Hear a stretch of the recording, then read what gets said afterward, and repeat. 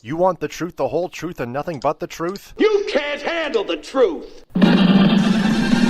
Well, we're giving you the Michigan Sports Truth Week in Review, the show that reveals facts, truth, research, and statistics and never messes around. We lay down the entire truth about everything regarding your Detroit and Michigan sports teams, no matter if it's good or bad. No junk, no entertainment, no homerism, no coddling, no pop culture, no opinions, no shilling, and no fluff. Head over to our website at MichiganSportsTruth.com and like our Facebook page, The Michigan Sports Truth.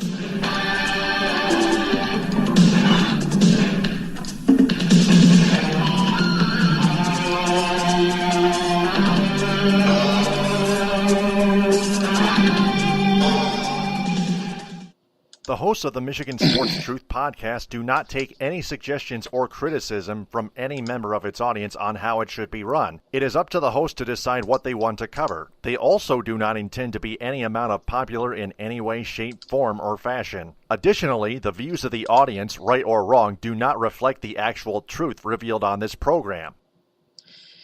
Episode 298 is in session. I'm Taylor Phillips. Follow me on Twitter at DT2Phillips. Along with Buck Geno, follow him on Twitter at BuckGeno3.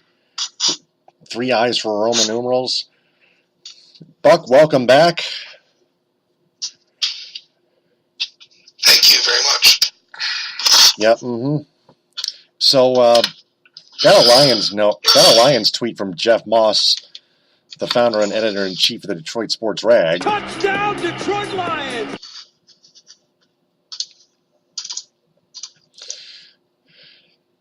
He tweeted, quote, "Not that this is much of a scoop, but heard from two sources tonight that Matt Patricia has agreed in principle to be the next Lions head coach. No shock, was never any other serious candidate." So now it's up to the mainstream media to follow it up. Well, I think that he's been pretty much target one from day one, and I think for him to agree to anything would be a little bit premature, since the fact that he is currently coaching in the playoffs. So he's got to manage that, as well as obviously taking care of business on the coaching side for him, because Bob Quinn wants his guy, and he was identified pretty early in the process that it was going to be him. It was going to be Matt Patricia. So I think that if there's going to be anybody else that gets thrown into the mix, that remains to be seen. But I would say right now that Matt Patricia probably has to be the number one target for the Lions, and he should be. They need somebody that will do the things that Bob Quinn wants them to do. And the best way to do that is to hire a candidate who he's familiar with, and that would be Matt Patricia. So we'll see what happens. I don't think that there's anybody else on the Lions' radar that they would rather have. It just really remains to be seen, I think, just to get the numbers and all the abstract language in place. And then once the Super Bowl or whatever Patriots end their playoff run, that's when he's going to be introduced as the Lions coach. I don't think that there would be this many people reporting that he is by far the top candidate and running with these stories if he wasn't going to be interested in the job. That remains to be seen if he is actually hired as a coach. But Bob Quinn's going to chase him hard, and he's going to do the best he can to bring him in for the Lions, and we'll see where that goes. Yeah, in other news, current Lions defensive coordinator Teryl Austin is in negotiations with the Cincinnati Bengals. This just in. The Bengals are very close to naming Lions defensive coordinator Teryl Austin the Bengals' new defensive coordinator. That's the team that eliminated the Lions from playoff contention, but earlier got eliminated from playoff contention themselves. Well, I report was that the Lions blocked his interview at Green Bay, and that makes sense because it's a division rival. You don't need somebody going there with a lot of knowledge of what they like to do. That said, I think it was time for him to be gone from Detroit. Matt Patricia or whoever gets hired as the Lions coach is going to want to bring his own guys in. And I don't think Terrell Austin was going to remain on staff regardless. So I can see why they don't want him talking to the Packers. But on the same token, he's going to be looking for another job. And the Bengals seem to be ready to bring him on board. So for him, he's not going to have much of a gap, if any, in employment. And we'll see how the Bengals are able to utilize him, because Marvin Lewis, who a month ago had said that he wasn't going to come back, now has a fresh 2-year extension. And he's looking to fill that staff, and Terrell Austin looks to be the hire for the Bengals defensive coordinator. Mm-hmm. So, the Lions we covered the Lions pretty quickly. So, transitioning to college basketball. Time for the win!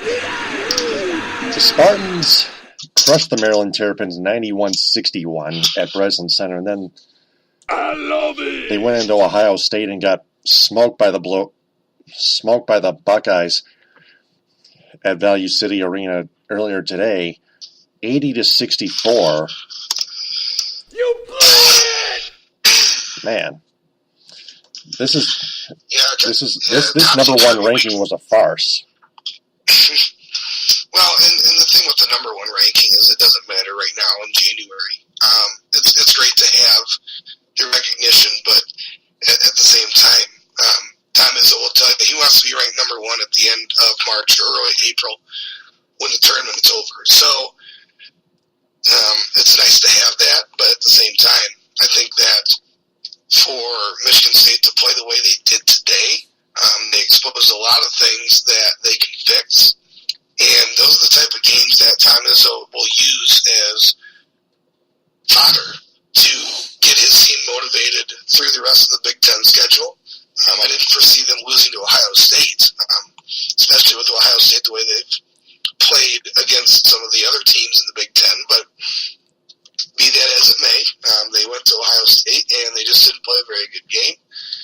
And they will not be number one when the new rankings come out, but they'll probably be still highly rated. And they have a big game coming up with Michigan next Saturday.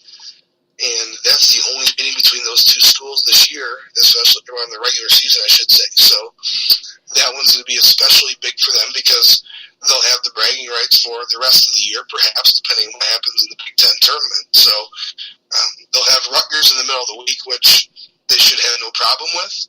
And they'll be really looking forward to that game against Michigan on Saturday.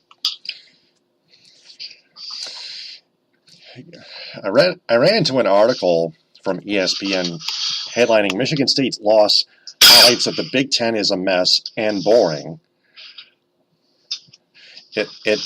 This was a new additional reason why, and all these other reasons are explained in that article, including Minnesota Golden Gophers Reggie Lynch suspended immediately for an alleged violation of the school's sexual misconduct policy. He's appealing the ruling, and the program lost Amir Coffey for a significant stretch due to a shoulder injury. Northwestern is dealing with injuries for Bryant McIntosh and Vic Law. Justin Jackson is out for the season at Maryland. Demetric Trice hasn't played since early December for Wisconsin, and Kobe King will miss the rest of the season for those Badgers. This is an injury-riddled Big Ten. Yeah. But and the Big Ten wasn't that strong to start with. And you look at the top 25 rankings, Purdue and Michigan State, the only two teams in that conference that are ranked right now, and Michigan scraping the outside edges, getting a couple of votes here and there. But there's really not a lot of depth to this Big Ten. Ohio State will probably get some votes now that they've beaten Michigan State, and the record that they have may get a couple, but fact still remains that the Big Ten this year, right now, as you look at it, it's going to be Michigan State and everybody else. Purdue right now. As we go with current rankings, again, these are going to change shortly, but Purdue is ranked 13th with a 13-2 record to start the week. It's going to be a down year for the conference when you talk about rankings. But again, when I look at college basketball and how things shake out, you always look to see what they're going to do in the tournament. And regardless of if they're up or down, the Big Ten always makes a decent showing in the tournament, historically. And they can get some teams in that the style of basketball that they play is conducive to success in the Big Ten tournament, typically. In the NCAA tournament. And there's always a surprise. Maybe Wisconsin makes it a deep run, or somebody else.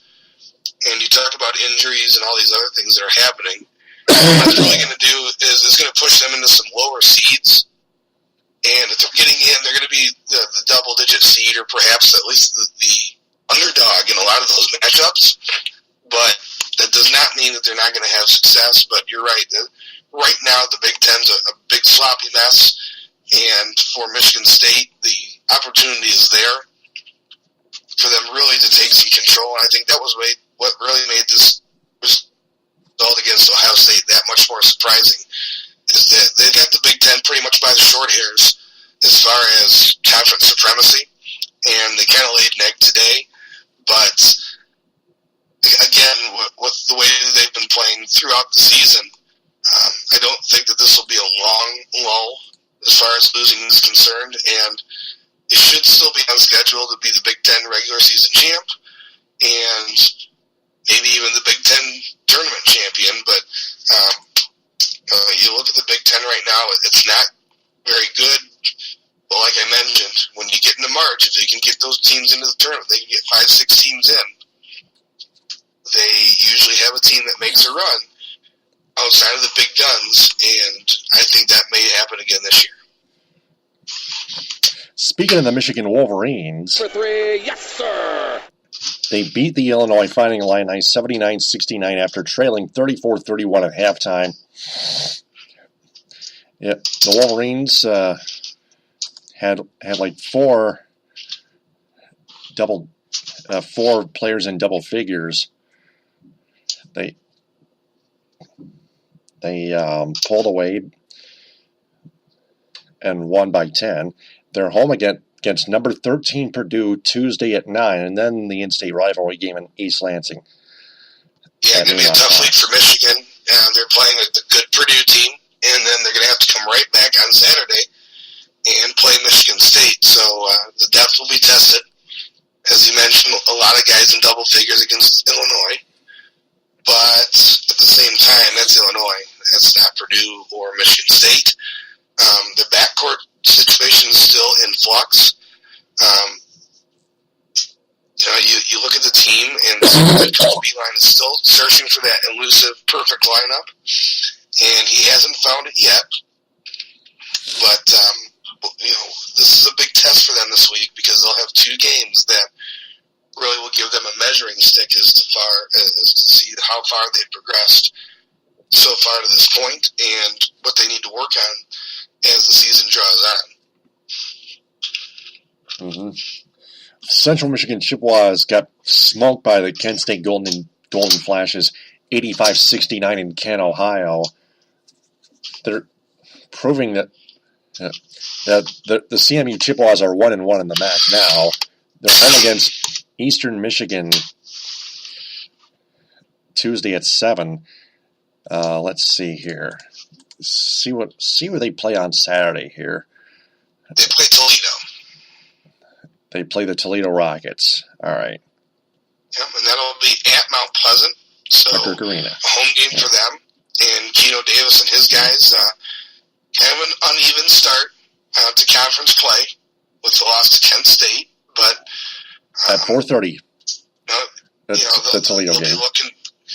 They'll be looking to beat Eastern, which you would think they could do that, even though Eastern has proven itself competent. I would think that Central Michigan has the edge there. And then a big game against Toledo at home on Saturday. for Central Michigan, they had a really good start to the season as far as their win-loss record. They didn't play a lot of good teams, which is going to lend itself to a good record. Right. I mean, their biggest game was against Michigan, which they lost by 7. And then they played a bunch of really low-tier D1 schools and kind of beefed up their record. We'll see what they do in MAC play, but with all those wins that they did get in the non-conference slate, that's given them a decent win total. And if they can even be fair to middling in the MAC and get a good seed in the MAC tournament, we could see them in March, but it's going to be an uphill climb because, boy, that schedule was really soft to open up the season, and now they're going to have to do some things, at least in the regular season, if not the MAC tournament, to be able to make that push to the big dance. Speaking of Eastern Michigan, they lost to Bowling Green 75-71 in overtime to the Bowling Green Falcons at home. They're 0-2 in the MAC. They're home against those Central Michigan Chippewas Tuesday at 7, and then they go to Northern Illinois and play the Huskies Saturday at 4:30. Eastern is not a good basketball team, men's basketball team. No, and you look at it again, when you talk about the schedule for Eastern Michigan, they had some tests early on. They played Oakland twice in a little bit, a weird scheduling quirk, but, it's, again, they're kind of in the middle of the MAC, and they're going to have to do some things in February and March to get anybody's attention and try to extend their season.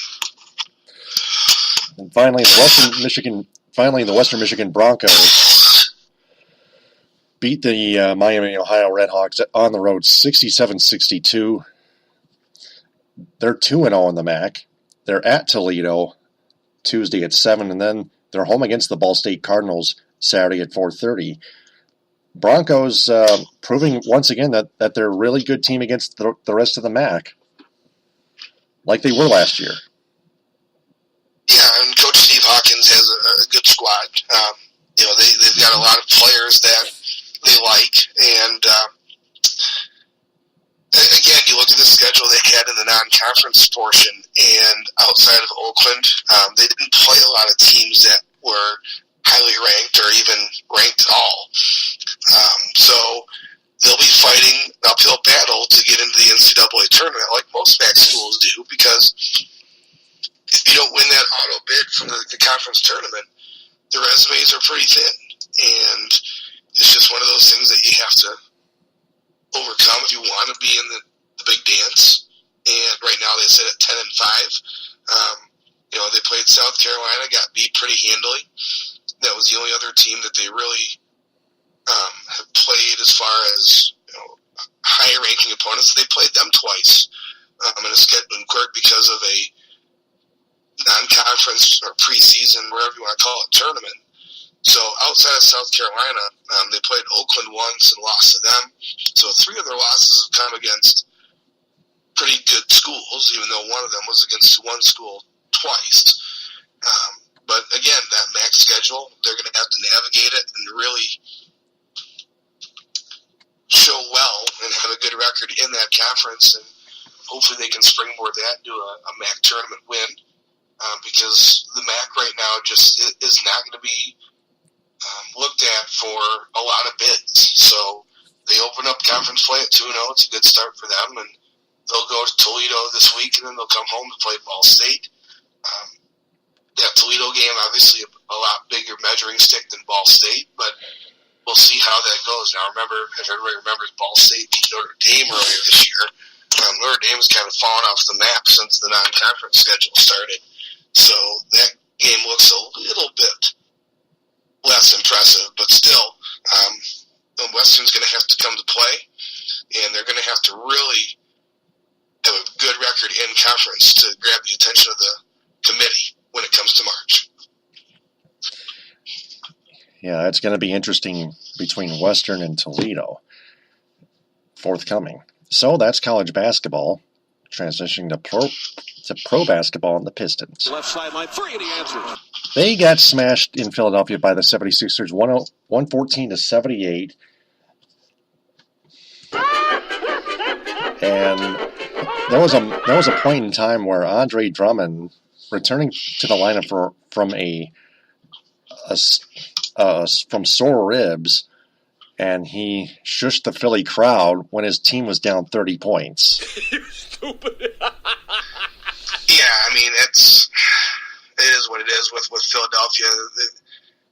That fan base and he have had kind of a battle going back and forth. If you remember the feud with him and Joel Embiid a while back, that kind of stems from that, but not a good look for him. The funny thing about the Pistons is they looked pretty terrible in the last two losses. They lost to the Heat on Wednesday, they lose to the 76ers big on Friday, and then yesterday they beat the Houston Rockets, who's a really good basketball team. And so the Jekyll and Hyde nature of this Pistons squad still rears its ugly head.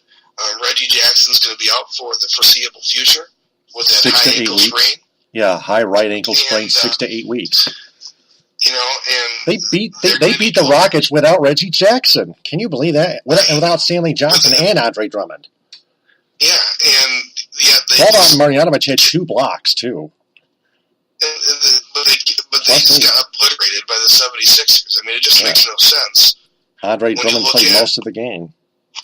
Right. I mean, it just makes it doesn't make a whole lot of sense as far as the way this team They operates. can't beat the easy teams, but they sure have a shot. They have a better shot against the harder teams like Houston, Yeah, Golden State, which they beat on the road. yeah. I mean, they rolled up the Spurs on 6-2 against the top 5 teams in the West. Yeah, they rolled up the Spurs last Saturday, and the Spurs obviously banged up and have some guys out, but then you come and lose to the Heat and the 76ers in a big way. The Sixers And then are you beat the Rockets. not a bottom team. No, but you don't lose that game by 36. I mean, that's embarrassing. that's just it was embarrassment for them, and then they came back and beat the Rockets. I mean, it's just hard to figure with this team what you're going to get it night in and night out. But that said, you're looking at them still when you're talking about the standings. They're still 7th in the Eastern Conference. They were all the way up to 4th until Reggie Jackson got hurt. So if they can tread water and keep their wits about them for the next month or so, when they get Reggie Jackson back, maybe make a late run and try to get a better seed. But they're going to have to lean on some guys that they probably aren't comfortable leaning on, but that's how it goes.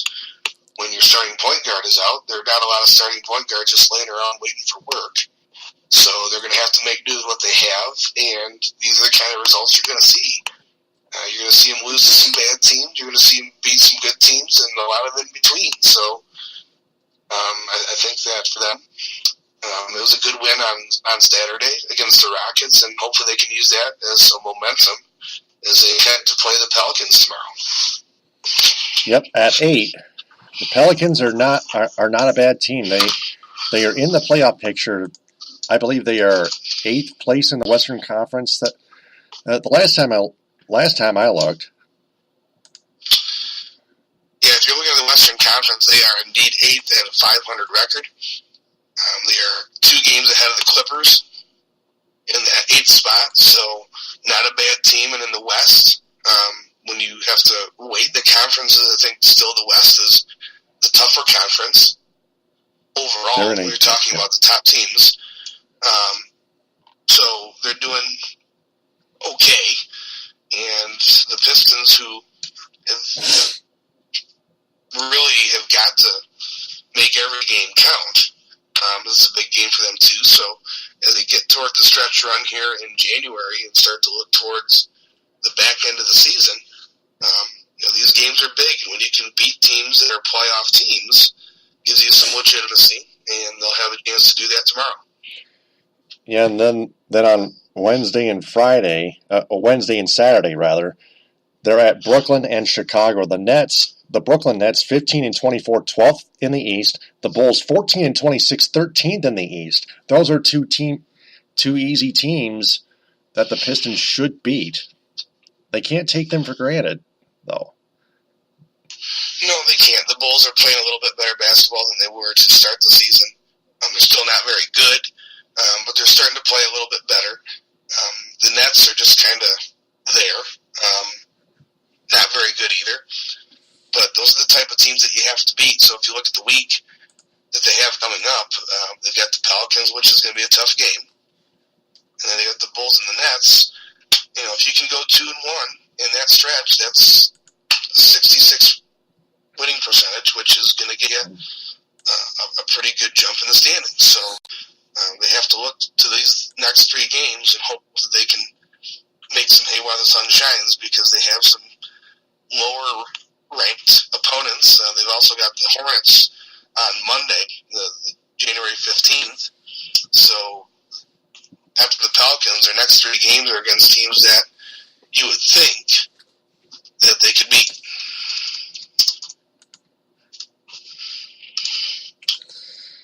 And this is very big for the Pistons. Who are in 7th place. The Red Wings, though,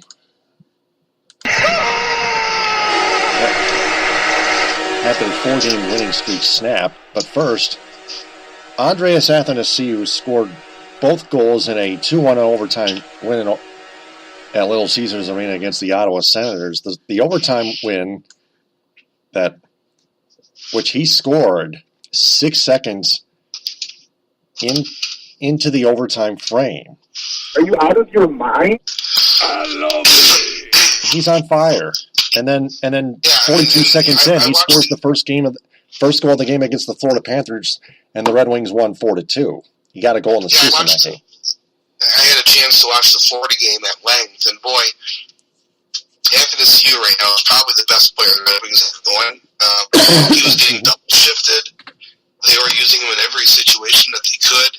And, you know, when you've got the hot hand, you've got to use him. Tonight they played a scorching hot Tampa Bay team. Yep. Tampa Bay right now, the best in the East with 63 points. By far the best team in the NHL.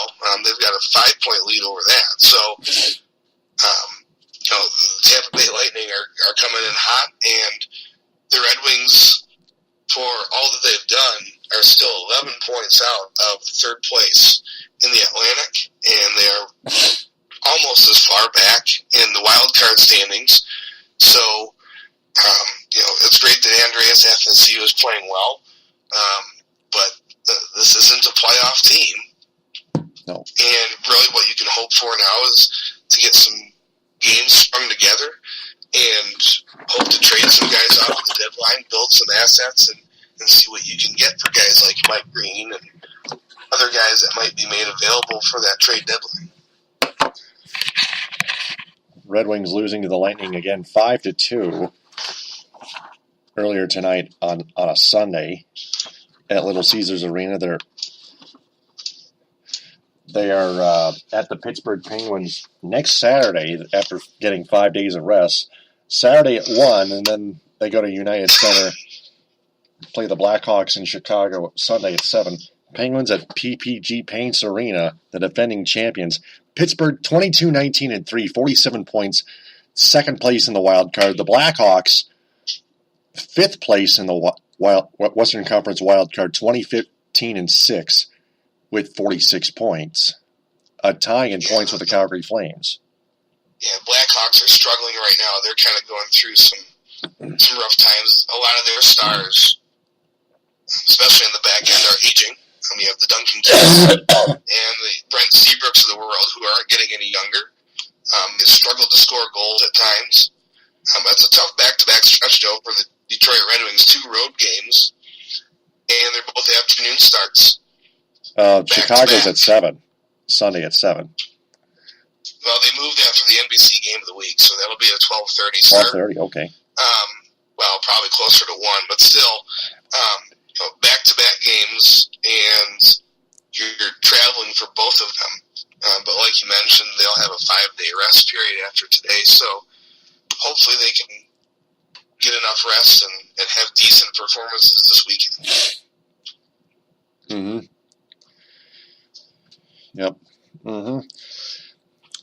So that's all the teams that we've covered. So that's it for episode 298. Before we sign off, we want to remind everyone to share this episode and our entire podcast on social media and have their friends share that as well, because we want to tell them that the Michigan Sports Truth podcast is searching for a wider local audience that is fans of sports. So please spread the word about the Michigan Sports Truth podcast and its Facebook page. Buck, Geno, welcome back.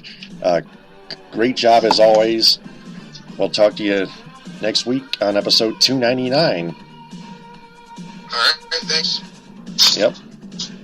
So I'm Taylor Phillips. Follow me on Twitter at DT2Phillips and Buck Geno at Buck Geno the third, 3 I's for Roman numerals, and like and share the Michigan Sports Truth Facebook page. We'll talk to you next week on episode 299. Thanks very much for listening, downloading, and sharing. TTFN, ta-ta for now. Bon appetit.